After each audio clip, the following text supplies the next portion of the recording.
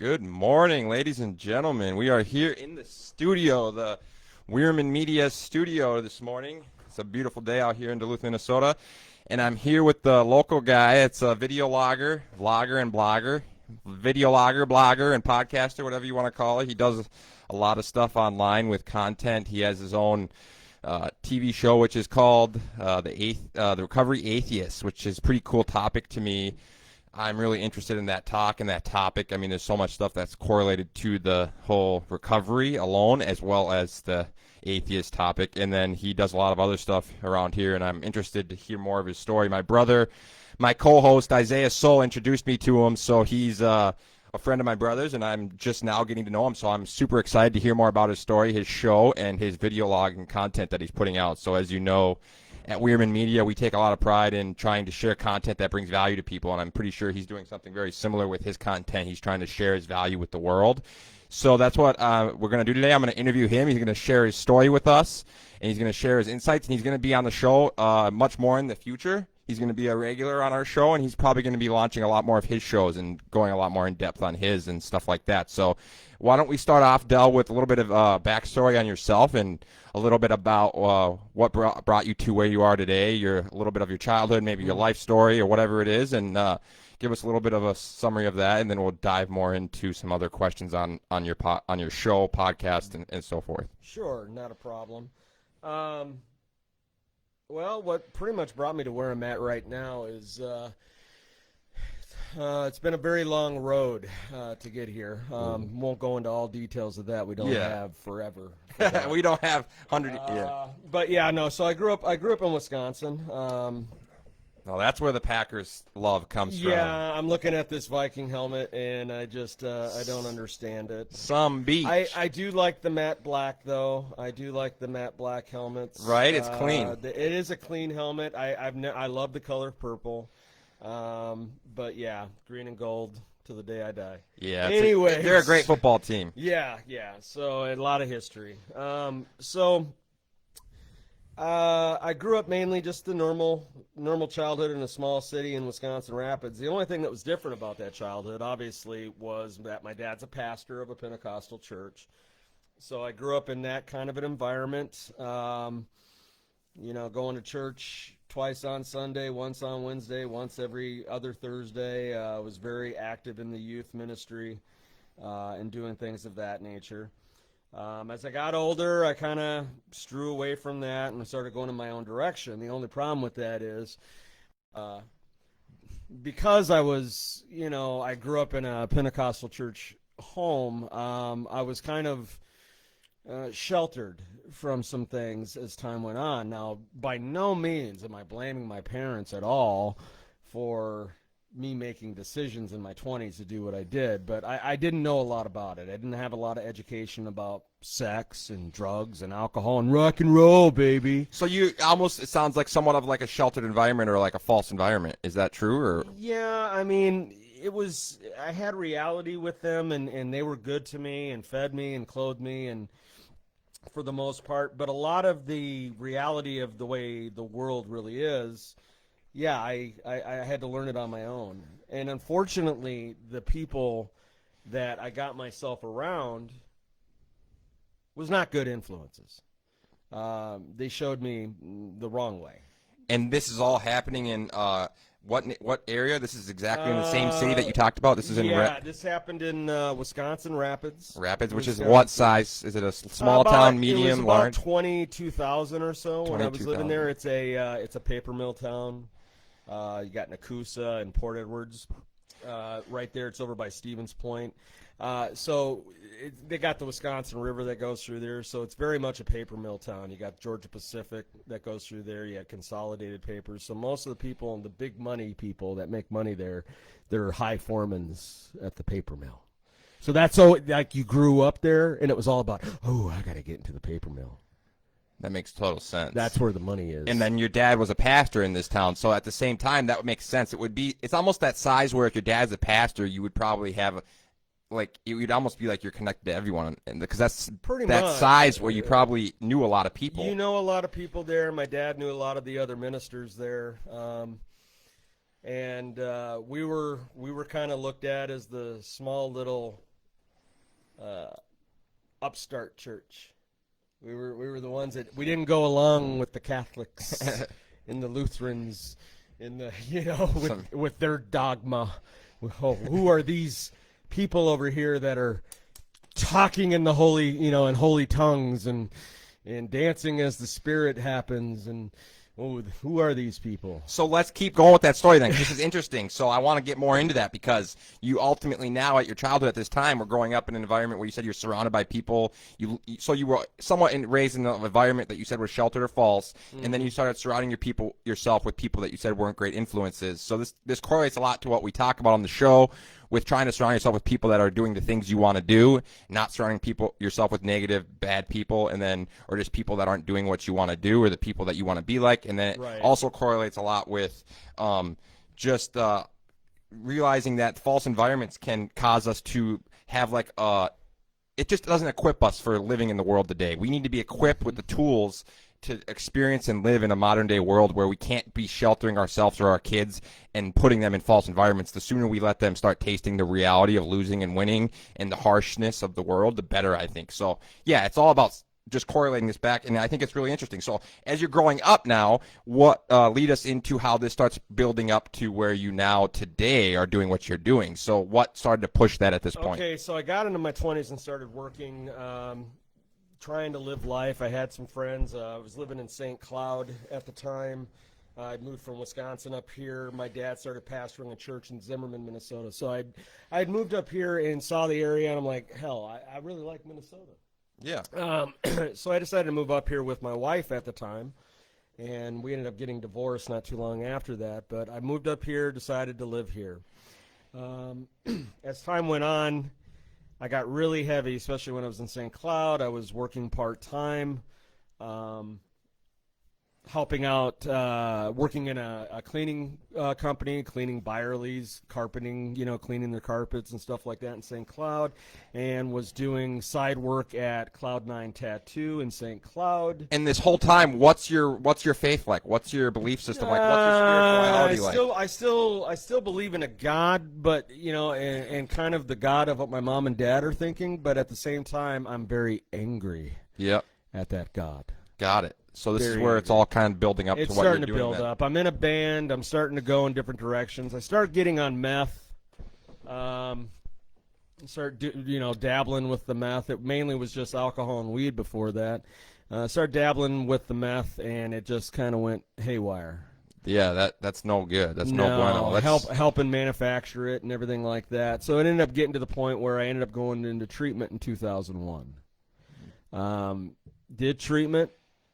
Stayed sober for 13 years before having another drink, unfortunately. That's awesome, though. 13 years. But I've been sober off meth for 19. Congratulations. That's awesome. I mean, that's a hard thing to do. Anyone out there that's a meth addict right now, I feel your pain. Yeah. I definitely feel your pain and how hard it is. It is a rough substance to try to be able to stay sober and go for long periods of time. And anyone who has done it, I applaud you. And for that, I want to also say, we feel your pain for anyone, because ultimately out there, a lot of us as humans, there's one common theme that we all have. We all deal with pain and suffering on some scale or level, so we all feel for you, especially for people that are struggling with addictions, because it's just, for someone that's been through it like you have, I also have struggled with narcotics addiction at some points. It's very difficult to overcome that, but at the same time, it can lead to a lot of growth and a lot of development and a lot of change that's really positive. So, but we feel for your pain and suffering, and we would love you to share your story. So, Del, at the same time, at this point now, then, have you been doing any podcasting, blogging, or what are you doing? What pushed you to this stage now, and at that point, from that point to now? So, over this last year, I've gone through a couple more treatments. I've had some more mess-ups. I'm definitely an alcoholic. I've come to that understanding. And then you were actually a counselor at one point. Yeah, so between 2007 and 2015, for 8 years in there, I was a licensed alcohol and drug counselor for the state of Minnesota. Really cool. I have a college. Thanks, man. Yeah, I have That's awesome. That's a job that a lot of people don't realize how it's very valuable that thankless. is. Very thankless. People will sit there and say, "Oh, you make the big bucks." Anyone who works as a counselor in this field, Doing work. we don't make very much money. Highly underpaid. You're salaried, so you're putting in up to 50 hours a week for about $36,000 a year.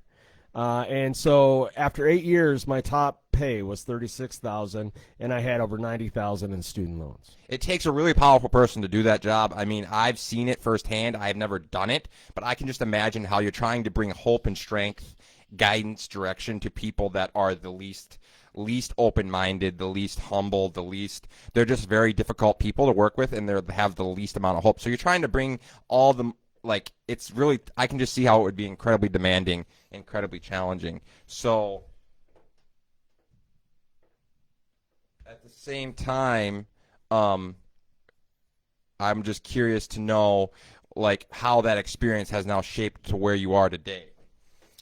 Well, today what I'm mainly doing is, as time has gone on, I've done research in dealing with the whole God concept and what that is, and I've come to the aspect of, or the understanding of that I am an atheist.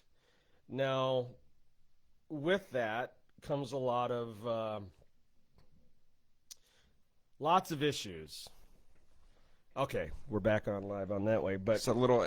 we had a little issue hiccup. there, little hiccup. But okay, so hop yeah. back in. Yeah. So how did that experience with the LADC lead you to where you are today, and how has that influenced your thoughts and your stance today with, like, what you're doing with the podcast, with the Recovery Atheist? So up until this point now, you were growing up in a small town in Wisconsin. You had parents that were pretty heavily religious, which Still makes are. sense. And then you started to struggle with some addictions, surround yourself with some people that were maybe not doing the things that you should have been doing. And now it's to the point where you are now, like, had some sobriety, and now you're actually helping people in the field as a licensed alcohol drug counselor at some of the best facilities in the nation or the world, arguably, right? Right. I mean, Meridian Behavioral Health. I mean, I can go on forever, and I got my degrees from, the best schools that are looking at for teaching that.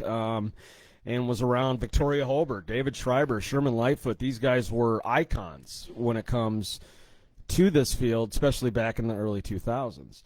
So, I mean, my boss, Sherman Lightfoot, I mean, he was teaching at Metropolitan State University and was one of the key individuals for the reason why the Minnesota model looks the way it does.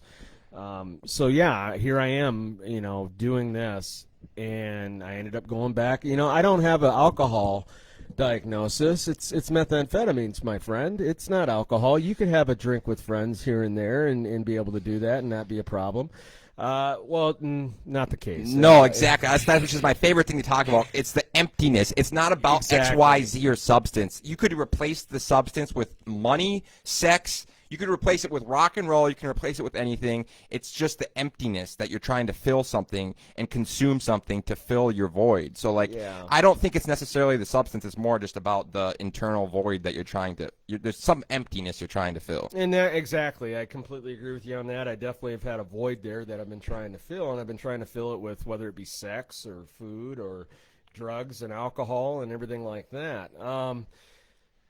So, even to the point where I filled it with religion, which is scary. Right. So I come to realize that once I started opening my mind to it a little bit and started looking into it, investigating it, listening to my favorites, Christopher Hitchens, Richard Dawkins, Dan Dennett, Dan Barker, Sam Harris, Sam Harris, shout out Sam Harris. all the World key class atheists. I have a poster on my wall, the Four Horsemen. When I started listening to them and what they had to say, it started making sense. Now, I didn't agree with everything. Christopher Hitchens was a complete asshole. That was just the way it was. He was very prideful and would stick it to you. But his points were right on. Same with Sam Harris. And I'm on the same page with you 100%. I'm like in this balance between spiritual and just atheist, where I just feel like the world and the universe and the science of everything, of our body, of evolution, to me, that's a miracle, and it's like amazingly fascinating how we even just operate. But I am definitely not one that is a believer of religious doctrine that manipulates fearful people. To me, I feel like religious doctrine brings words and to spiritual principles that then sways and moves people that are living in a fearful, lacking direction type of life, that they can then use that religious doctrine on spiritual principles to manipulate and get people to give you money, get people to believe you and follow you. I really don't think it's about the greater good of the world, where if we just lived in humanism and just like, I treat you how I want to be treated. Don't say humanistic. Don't say humanistic to a Christian. And then golden rule, like, that's just simple, and then we would have more worldwide just simplistic treating people right. So what's your take on that, and as far as how what you so that I could talk about this stuff forever, because I love this topic and I love the idea, because to me I think money and religion are two of our biggest obstacles to unity. Right, and I agree with that. It's funny that when you look at the religious views of it, that they want to sit there and say that they have all the answers and this is true and this is what you need to do to live life and be able to go to that great beyond and go to heaven, but they can't even agree within themselves. We don't have just a First Baptist. We got a Second, Third, Fourth, Fifth, Sixth, Seventh Baptist. Look at all the different religions. How dividing is that? That's what's more dividing than 5,000 religions saying I'm right, you're wrong, I'm right, you're wrong. The thing I have to say about that is, and I say it to both sides, to a Christian, can you prove that there's a God? You can't. The only thing that you're going to use is the Bible, again, which is not proven, or I mean, it's been proven as not being factual. It just has. Which correlates directly with what we were talking about this morning, Del, right, when we were talking about storytelling and how every story in some principle or manner is a fictional story. Right. Because if someone's portraying a story to me, that might be your reality or your truth or your perspective. But when I'm digesting that, I'm processing that somewhat as a fictional story. It's not my reality. That's your truth or your reality. So if someone's regurgitating facts or an event, that is them regurgitating it from their perspective. All we have is our perspective and our point of view. It doesn't necessarily mean you're right or wrong. It's just your perspective. So I think that's a really interesting point about correlating that to religion. Well, and that's the truth. I mean, you look at it, it's supposed to be the inspired word of God, but yet it was written by many, many common men. In a time that was very, they were very unsophisticated, not very educated. And like you look at the Gospels between Matthew and John and all the way through that, each one of them have their own stories of what the crucifixion happened and what it was about. So different to exactly. So it speaks exactly to what we're talking about. Right. The fact that an event can occur and be realist and be real and be factual, but an event is neutral. How it is portrayed and interpreted is on the individual within that event. So like if I get in an accident, I can view that as negative or positive. I could be someone that says, oh, that meant slow down and I need to move slower and drive better. Or I can say that's negative. So it's really interesting to me how now you're sharing your story, and it's really great. I appreciate that. And I really think sharing our fictional stories is a really crucial part to us coming together and developing common ground and unity, because then I can start to relate. Throw something in there even to blow your mind even a little bit more with that, okay? Okay, we hear of all the time of people saying they get in a car accident, let's say, and the people that were in the accident, one of the cars, they were Christians, and the other car, they were atheists, okay?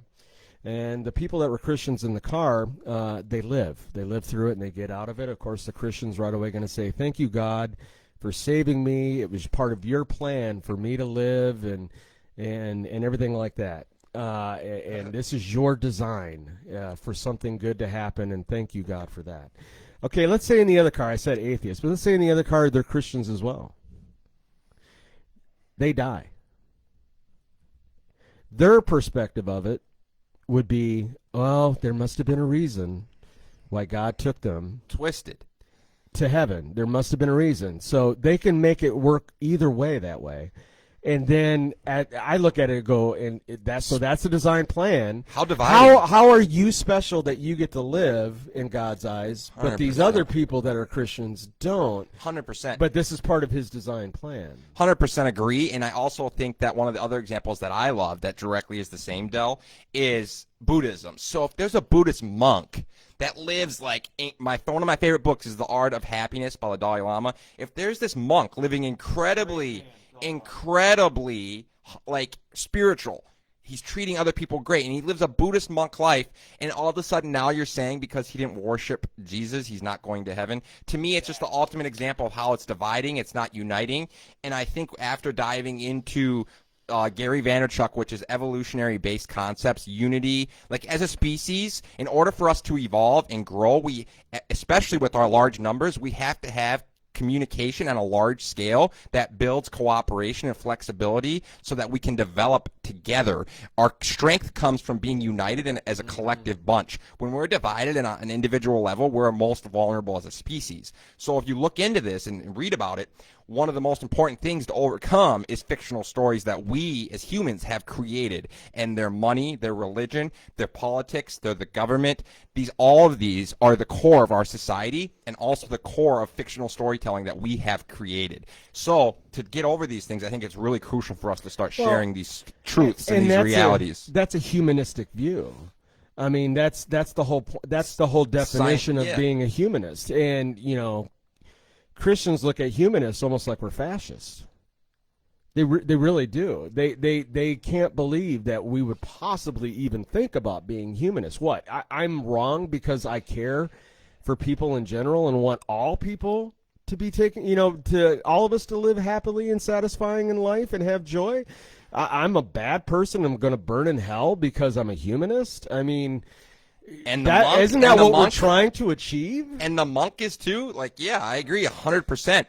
So that's why I love that what you're doing with the Recovery Atheist. I would love to go more into that a little bit here and then shortly, as far as exactly what the general topic is with that, which is obviously probably what we've led up. Yeah. I'll let you go.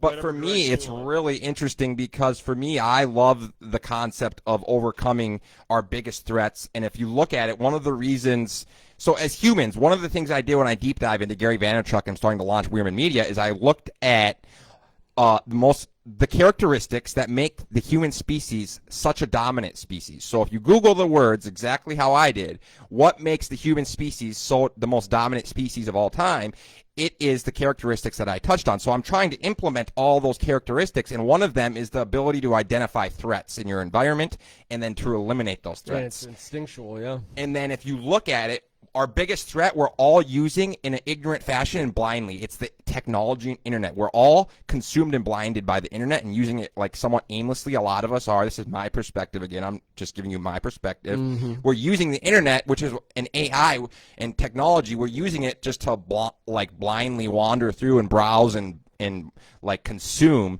whereas really that's our biggest threat. And another part of our biggest threat is also man-created, which is money, religion, and all these things. So I just think it's really interesting that a lot of our biggest threats, we often don't even recognize and realize that they're threats to us as a species. So so I just think that's really cool what you're doing. And then can you lean into just the Recovery Atheist, the general summary, and what made you actually launch that and what motivated that so much and all that? Yeah, so as time went on, obviously I know in recovery I have to take part in sober support. Which the Recovery Atheist is his podcast, by the way. Yes, Recovery Atheist. Definitely look me up. Sober support. Subscribe. So mainly I started it to get some angle of sober support that doesn't necessarily have to have God as the priority within that system.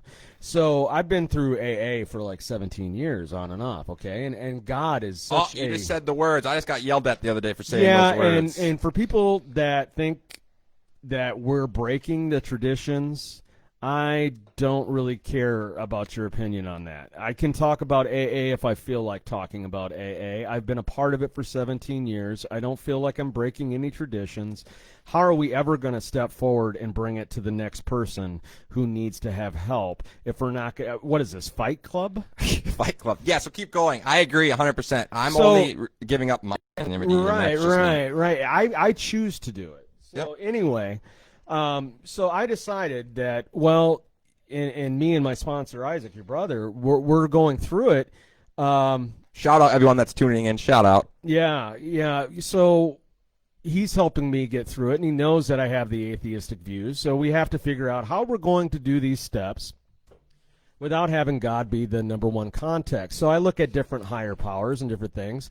And for me right now, my higher power is pretty much dealing with AA and Isaac and people who have gone before me and who've got the sober time, as they obviously have a plan there that I can look at and learn from and get the same results. You don't go to a homeless dude if you want to make $1 million. You go to that business person to show you the ropes. 100% having a strategy, Just a like plan. Right, just like I want to build my podcast, right? 100%. I'm not going to go to someone who's sitting over on the side barely working on their podcast or trying to expand. I'm going to go to someone like you, That's doing it. someone who is actually expanding it and moving and making those moves. So anyway, That's exactly right. so I decided I'm going to come up with this channel to where I can start going through and start coming up with ideas of what can we do to put as a substitution in recovery. Because So this is so fucking cool. So after leaning into the show from yesterday, I had someone tune in and give us their advice on some things, and I appreciate your input and feedback. But I think this is a really interesting point, Del, because I'm at a point also where once I have things going successfully and I have the financial means, I really think there's an innovative, disruptive, sustainable model that can be brought to recovery where, like, if you look at the principles that I talk about, there's a lot of them. Like, it can be complex a little bit, but at the same time, it's kind of rooted in some simple forms. And one of them is being innovative, disruptive, and sustainable. It's some of the principles of, like, the founder's mentality and the innovator's dilemma. And if I feel like AA is the most rigid, bureaucratic process ever. There's no change being brought to it. There's no change being brought to AA. So I just think that there's an opportunity. It's a religion. I think personally that there's an opportunity to bring change forward in the recovery network, and I think it's massively under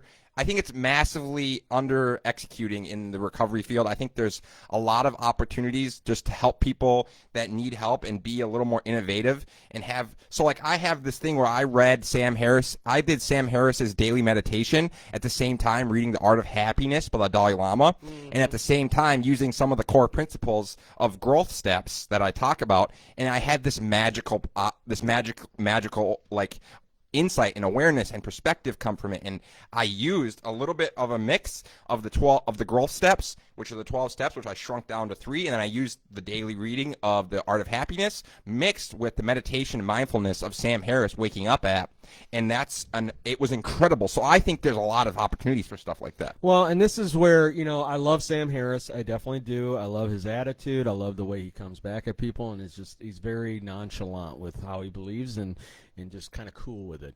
Now, the only thing I kind of differ with Sam is, and I'm not the only atheist that feels this way, that he's a little bit too spiritual. Yeah, I feel that.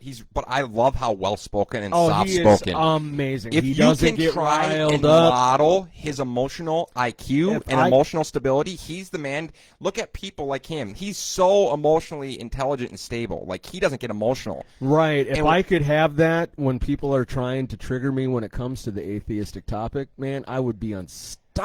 Because emotional intelligence and emotional control is really one of the most valuable assets you can have in tools and characteristics. Right. For me, I value, and that's one of the things I value about Sam Harris. I was just like, wow, look how stable and like his communication skills. But yeah, I agree with you. He's somewhat out there. Yeah, he'll come out and say, like, look at that sunset. Isn't that a spiritual moment? I mean, I get what he's saying. To me, it's just, that's beautiful. Yeah. It's amazing, the beauty that we see around us. But I don't look at it from a spiritual context.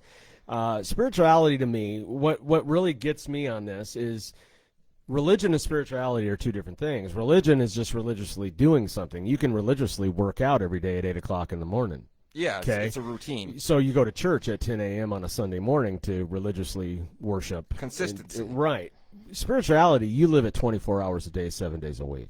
And for me, when you look at that, it's how you treat people, how you do things. Are you helping other people? So spirituality has some kind of a physical, evidence-based context to it. It's not just just unseen force. You guys bringing me into this studio here and doing this is part of my spirituality. Yeah, it makes total sense because if you think about it, in action, it forces you to get out of yourself. Right. So it makes sense if you think about it, because like what you're talking about is like doing things and what you're doing and the actions you're taking. And if I'm doing something, it kind of makes me not think about me. Exactly. And I mean, that's the biggest thing. Isn't that what AA is trying to present itself as? Is we're supposed to be getting out of ourselves and helping the next person in line that needs to help that. They say the newcomer is the most important in the meeting.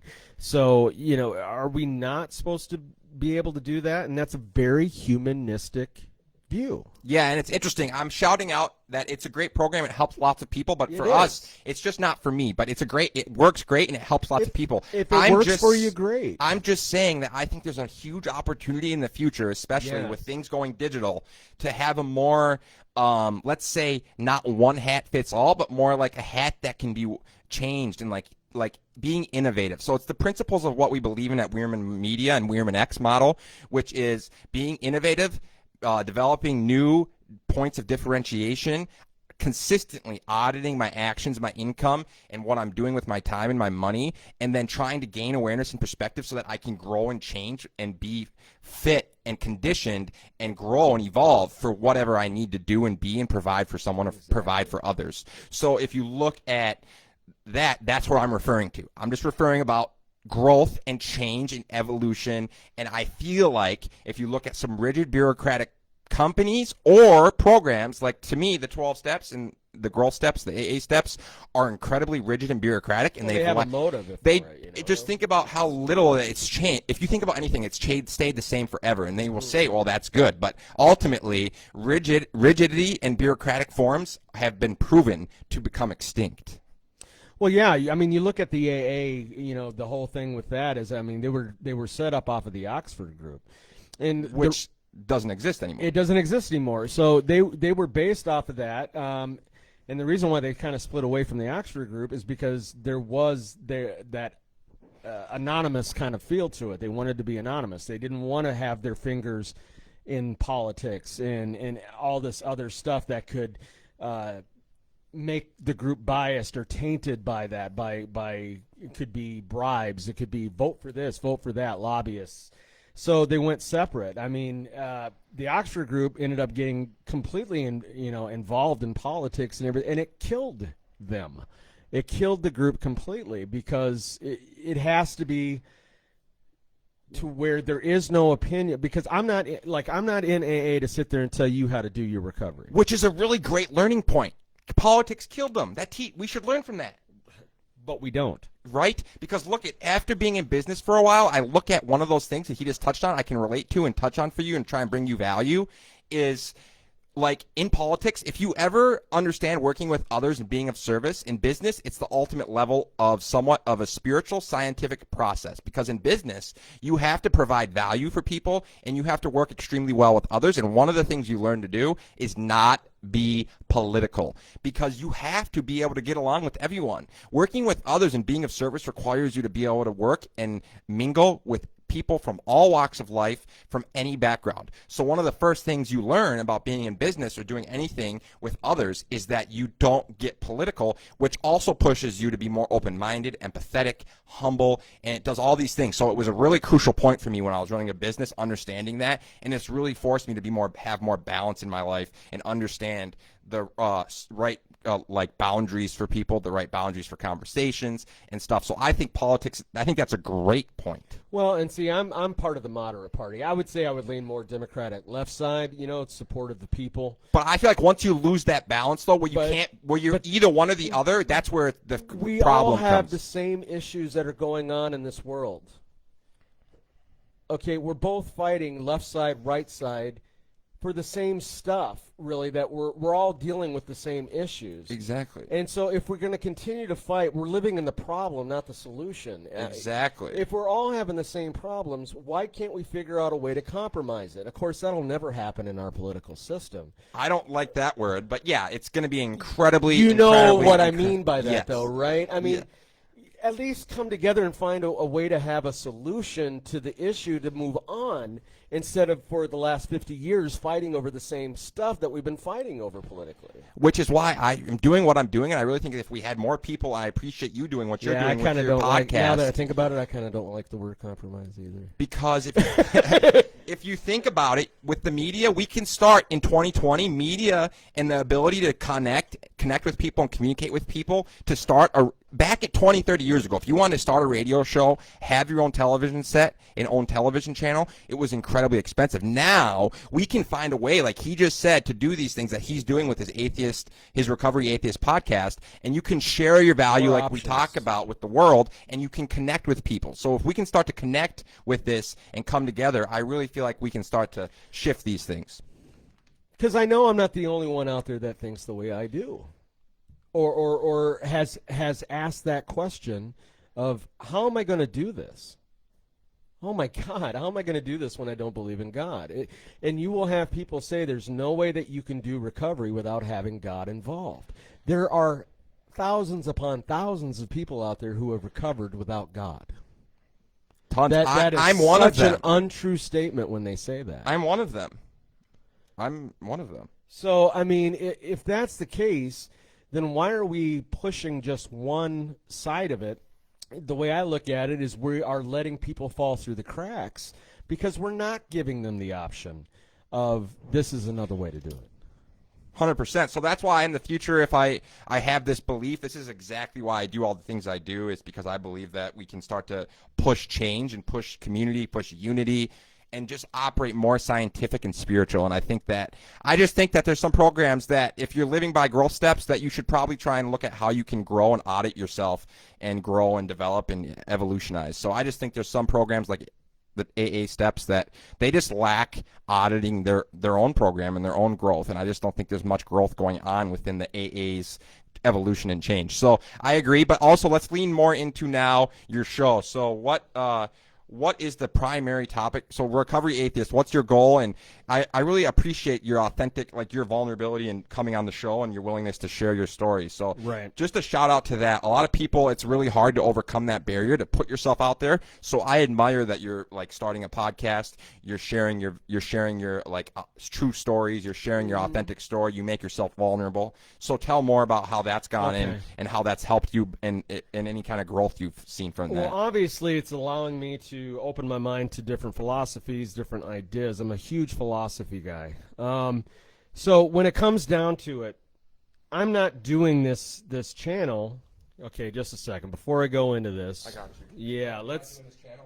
Okay, so what I'm going to do, or why I'm doing this channel is, with this channel, is that I'm not doing it just to put my opinions out there and be like, this is what it's all about, and you need to believe the way I believe, and that's the only way to believe. I'm not doing that. I'm not trying to be a Bible thumper. If I was doing that, I wouldn't be any better than my parents and the religious people that are out there. Okay? So I'm not doing it for that. What I am doing my channel for is to be able to also bring other people on the channel. I had a friend of mine, Aaron, who is a Buddhist. I brought him on, and we did a podcast the other day. Super cool. What day was that? What episode? We did that. I'm trying to download it on YouTube right now, and it's being a kind of a pain in the ass. We'll have to get that out there, though. But I'm going to get it out there. I'm a huge Buddhism fan. Yeah, so he does chanting and things of that nature. So what I did is I brought it to my people and said, this is another version of recovery that somebody else is doing, and I said my opinions on really not into that or blah blah blah, and I did my thing that way. But at the same time, I'm not sitting there going, you shouldn't do that, and no, that's wrong, and all this. What I believe that whatever is going to work for you in recovery, then so be it. Do it. It's better than what you were doing. Exactly. So I'm not going to sit there and shit on your parade. Okay, if you want to do that, then great. But what about the people who don't? Exactly. And so I bring that to the table that way on my channel of, okay, fine. We're in this together. Okay, we're in recovery. We need to do this together. We don't have the same views as the traditional AA and traditional people in recovery. So let's get together and find a way to do it.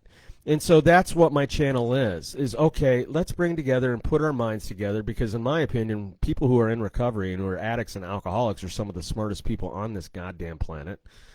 I mean, to survive and do what we do and live and exist and be able to get through that, most people would not even know what it would be, how much work that takes. 100% to do that. So that's the one thing I agree. Like the fighters, it builds up. Like it's one of the things that like makes you, it conditions you and builds you up in somewhat of a warrior if you've ever dealt with that. Because like for me, my experience within that is very similar in how difficult that road has been. But it's actually, I would say, one of my most valuable traits is my addiction, because it gives me a lot of. It's given me a lot of tools. I'm thankful that it's brought me to these steps of growth. I'm thankful it's brought me to people like some of my mentors. I'm thankful for a lot of the stuff it's given me. And it is one of my biggest defects, but at the same time, it's one of my most valuable assets, because it gives me work ethic, dedication, sacrifice. It pushes me to grind. My addiction mentality is really helpful if I use it in a positive, if I use that tool and that characteristic in a positive manner. Yeah. Very good point. I mean, one of the steps in AA that I really struggle with, and it's the one that you have to do perfect. It's the number one thing that you have to do, and that's to admit that I am powerless over alcohol and that my life has become unmanageable. Well, there's a couple different things with that. First off, powerless over alcohol. When I'm drinking, without a doubt, I'm powerless. I just there is no way I'm getting to work. There's no way I'm living and existing. Okay. It just takes away the power is in the booze. Yeah. When I'm not using, though, I am empowered.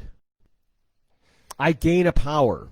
Now, of course, some people out there will sit there and say, well, that's God. No, I don't necessarily agree with that. But neither do I. That's accountability, responsibility, and empowerment. Right. I have the power to put my mind to doing things that are, like you said, in a positive light, who's going to help me grow. Taking action. And then the other thing is that my life has become unmanageable. That is true as well when I'm using. But damn it, it's true when I'm sober. My life is just as manageable today as it was when I was drinking. I have to every day find a way to keep myself consistent with my behaviors and my structure and everything like that, because if I don't, it goes off the rails, even when I'm sober. Okay, so this is the struggle that someone in recovery is going through. Is, all right, my life is unmanageable. I'm dealing with a bunch of stuff that is really emotional and really putting me in a pretzel, as I like to say. It's just screwing me up and twisting me up. And at the same time, and I don't get my booze to go with it? What the? And now you're in a situation where you don't have really a program that is like open to that. Right. So so here I am. I'm going into these AA meetings. We were in one last night, but one of the themes was let go and let God. I don't believe that. I don't believe in that. It's not going to give me comfort. Yeah, but the thing that I believe in with I just think the principles of the steps I love, which are action, without a doubt, working with others, and being of service. If you just look at those three things, action, working with others, and being of service, if you can just, that's how if we compare this to religious doctrine, it's like, okay, look at those three simple steps, and then all the other bullshit that comes with it would, to me, be religious doctrine, and that's, like, to me, the religious doctrine of the program. So if we can just focus on action, being of service to others, and working well with others, I think that's, like, the principles of it. But ultimately, what works really well for me, and I'd like to hear from you, is like mindfulness and meditation. The whole thing I touched on. What do you think about meditation? Like, I think it's the future. I think you're going to see a big sway in the medical field, and I think you're going to see a big sway in meditative businesses. I think there's going to be a mindfulness and awaken movement where people start meditating more, being mindful, gaining awareness and perspective to what they're spending their time pursuing and doing. Like, for me, it's been really helpful meditating and gaining a little bit of control over my mind and getting seriously spending time on my thoughts and understanding that we don't control our thoughts. Mm-hmm. And I think the powerlessness thing in Sam Harris with meditation is a really interesting topic, because he talks about how we don't control our next thought. If you think about it and start meditating, you start to see that your next thought that comes to mind, we have no control over. If we don't have control over the next thought, what else do we have control over? So we can only do the best we can with what we have and the tools we have and the knowledge we have to make the decisions we do. So that's why I like to talk about speed and action and doing, because if you just sit there and dwell on stuff and think about it, it's just you learn more from doing and experiencing. Yeah, and don't get me started on that when it comes to religion, the whole thought control, the thought police, But what's your take on... if you have that thought, you're sinning, when we really really don't have any control. But what's your thought on meditation? Do you use that? And what works well for you? Since we want to, let's think about something that we could bring to people, like what works well for you in the Recovery Atheist, and then we'll wrap this up with what works well, the solution, and how it works well. Let's get to some substance here. So, you know, when I look at meditation, some people will look at it as a spirituality. Some people will look at it almost like prayer. For me, I use a lot of external things to be able to help me with that. Music being the number one. So there is certain songs, certain groups that I listen to that have a recovery vibe to them that empower me, enlighten me, lift me up, and give me energy for that day, that I will listen to, especially when I'm on my way to work. I'm sitting on the bus. I'm going downtown here in Duluth. And I will listen to it, and it will pump me up for my day, and I will sit there and I will meditate on what those words are and what it means to me. And it gives me a feeling of strength. Healthy escapism. Right. So do I sit there and do meditations? No. I definitely don't pray. I don't do anything like that. But there's certain things that I will either watch or, you know, something that is expanding my mind and letting me know that, okay, especially if it's like somebody's testimony of where they've been and what they've done and how they've gotten stronger with it and gotten their life. Like I look at like Robert Downey Jr. Epic guy. I love Robert. I mean, to go through what he went through and being in prison to now he's the highest paid actor in the business. I mean, it's unreal what he has been able to do as a cocaine addict. So that's really cool what you're saying. So what you're talking about right now is what helps you is other people sharing their stories. Oh, without a doubt. Again, that's an AA concept, isn't it? But just the relationship. I'm sorry, I keep beating a dead horse. Beating the AA. But yeah, but sharing stories, that's true. Because for me, I find escapism, like right now, we're having a great conversation. I love this. And I love bringing dialogue to it. And then at the same time, I'm somewhat having a healthy escapism. I'm able to relate to him now and connect to him on the levels that we're talking about and find the commonalities, not the differences, and relate, and then look at how, okay, I'm kind of lost myself in this last 40-minute conversation. So I just think it's interesting trying to lean into the healthy escapism.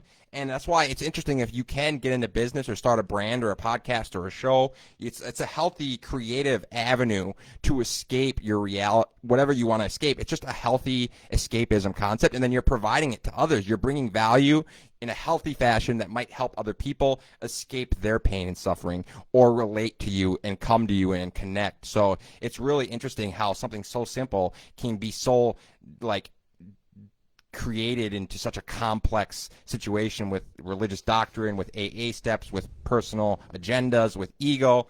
So I just think it's really interesting how it's so simple, but it can be made so complex. Well, and when you talk about meditation and what you're doing, a lot of people, like, the definition of it is either a written, a spoken, or thought out, expressing, considering on thoughts on a subject, on what you're trying to do with your life. So you can sit there. Similar to what we're doing now. Exactly. So you can sit there and be able to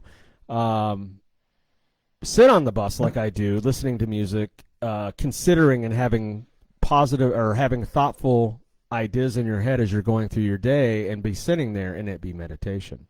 So that's a great point, man. Great point. Because right now, I would say this last 40 minutes has been this has kind of been a self-meditation. 100%, because 100%. That's a great point, man. That's really cool. So that's why I love this stuff. If you can't see that, I love creating and I love doing these things. And I really think if we can find a way to use creative outlets and move from consumerism, it kind of correlates with addiction. Addiction versus, like, addiction is very similar to consumerism. It's about me. And then creativity is very similar to recovery. It's about what can I give to people, what can I bring, what can I offer. Right. So it's very similar concepts, and I feel like these creative avenues we have in 2020 to be able to listen to music fluidly, listen to podcasts fluidly, connect to people on social media platforms and share our stories and connect. Yeah, be able to have a podcast and be able to go on there and exchange ideas. From your bedroom, from anywhere in the world. It's amazing. I have a little studio in my little room that I can do if I want. Of course, now I'm trying to upgrade that, but still being able, I mean, you can start it, anyone can start it. It's open to anybody. So, yeah, it's a really cool topic, and I really appreciate that you're starting that show, and I look forward to hearing more about it and tuning into it and seeing it grow and change because I'm really excited for looking forward that. to have you be a guest on it and your brother as well. And just, yeah, people, it is an exciting time. I know we're living in a very scary situation with everything that's going on in the world right now, but truly we will get through this. We will get to the other side. And this is a very exciting world to be in and be alive in. And we need to stop feeling like, again, I can't tell you to do this, but I feel we need to stop worrying, being so like this world is crap. Again, I agree. It's the best time. It's one of the best times. One of my number one tells on someone when I'm talking to someone to try and gauge where they are and the kind of person they are is the tell of how appreciative and grateful they are to be alive in 2020 because factually, with the technology and quality of life, the quality of life is better than it's ever been. If you use measurable statistics, our longevity and our quality of life and our tools at our disposal are better than they've ever been. It's a good time to be alive. I am so grateful to be sitting here right now talking with you. Grateful to the city of Duluth for what I've been able to do here. Grateful to Brian and Isaac for the house that I'm in. Shout out to them. Yeah, so Great Lakes Sober Living. Shout out Great Lakes Sober Living. I mean, so Brian Annis is a local businessman. He is really doing some pretty cool stuff with that industry, and he's also doing a lot of other things. But also my brother, my co-host, Isaiah Soul, Isaac Weirman, the one and only, he is directly responsible with a lot of the growth of that business and what it's doing and the launch of it. So Great Lakes Sober Living is helping bring affordable living to people that need it the most. And I'll tell you this right now from my point of view of me living there. I've been in many, many sober living homes throughout my life, and I have never been in one like this. It is a joy. It is a privilege to be able to be where I'm at and have the life I have today. So, again, shout out to Brian. Shout out to Isaac for that. I would not be the man I am without, of course, doing action myself, but without them being there to help me and lift me up and get me to where I'm at today. Awesome, man. Thanks for being on the show, and that's another episode of Daily W. Thanks, Del Bacon. You bet. I appreciate it, bud. We'll see you soon. Yep.